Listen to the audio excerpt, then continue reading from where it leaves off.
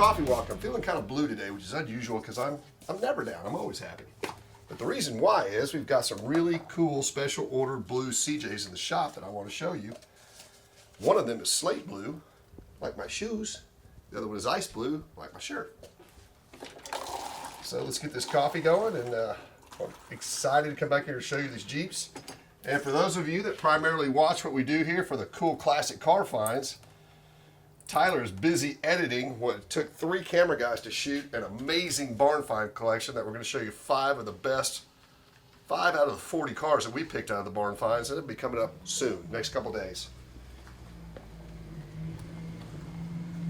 So here we go. We got 1983 CJ-7 that I hit on last week. We called it the blank slate. It's no longer the blank slate. I added everything to it. So the color code is 3C slate blue. So we added the Renegade stripe kit. We restored a set of Renegade wheels, proper center caps, the correct wheels and tires that would have come on those wheels.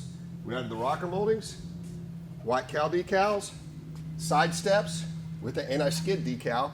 Now, all these things I'm pointing out we do have in stock here if you need them. We changed the interior. All it had was black low back seats. It now has got garnet red high backs, garnet red 720J Americana floor mats, which we have a couple sets in stock, a factory garnet red dash pad, garnet red sun visors. Now this horn button, like I said last week, was NOS. It was off of Cherokee. That's the only place you could get a red horn button. Got garnet red factory console. And we've even done a lot of the detail stuff like the warning label for the seatbelt lights, new gauge cluster surround panel, all new indicators in the dash, parking brake T-handle. Now, this is a neat touch. We've only had these in stock for about a year or two and sold a gazillion of them. They commonly break, but also it takes more time to do the detail work to get brake release in there with the white paint that does just replace it. New set of Fender Flares, CJ-7 badge, Jeep badge, old school white CB Jeep tire cover. The reason we put this on in white is, guess what? It's going to get a white top. Garnet red grab handle.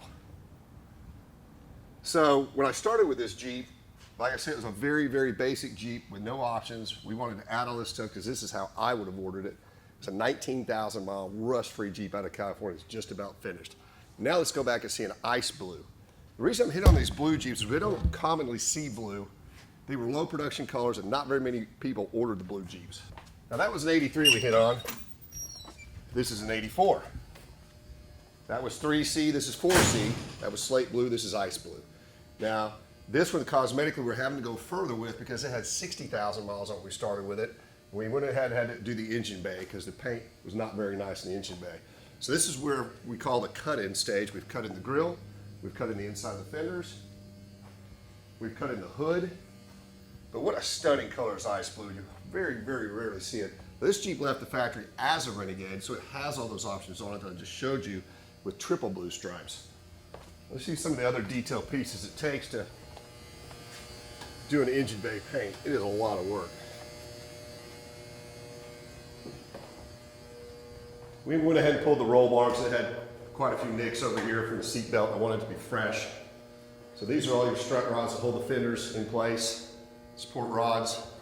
These are the rods that connect the grill to the firewall. All the Torx bolts, regular bolts that need to be painted, charcoal canister, bin plate. This is splash shield, battery tray.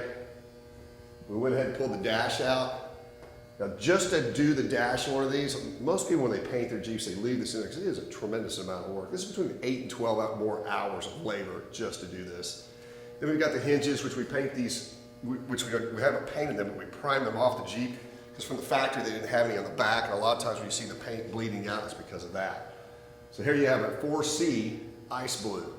We'll be hitting on this Jeep in about 2 more weeks worth of work on it, and it'll be done, and I'll show you that. So again, please like, tag, share, and follow if you love CJs, and I need some help. I need a rust-free V8 CJ-7. It doesn't have to be cosmetically perfect. I like for it to be straight. It doesn't have to run, but it'd be nice if it did. If you got a rust-free CJ-7 out there, for a 3-speed or a 4-speed, especially if you had a 1980 or an 80 and a half, the budget an 81 would be nice. Hit us up at social@cbjeep.com. Remember, stay tuned. We got one of the best barn finds of the year coming up. You'll have a great day. Hey, bonus content. I was back there talking to Tyler, explaining to him how rare that ice blue color was. And then we had one a long time ago, super low miles, that somebody ordered really crazy, like the slate blue with red we just did. But here's an 84 ice blue. They had the triple yellow stripes, nutmeg top, nutmeg interior. It was just stunning. That was a long, long time ago. And then here's another really rare color, blue, 83. I believe that was deep night blue. In 1980, that's a CJ-5 there. In 1983, they made very few CJ-5s, only about 3,000 of them. And in 1982, they only made about 6,000 of them. So we'll touch on that here in the future because we've got a really, really special 83 CJ-5 that just came in and a very special 82 CJ-5 that just came in. So the next couple of weeks, we'll put a couple rare CJ-5 together and show you those. See you.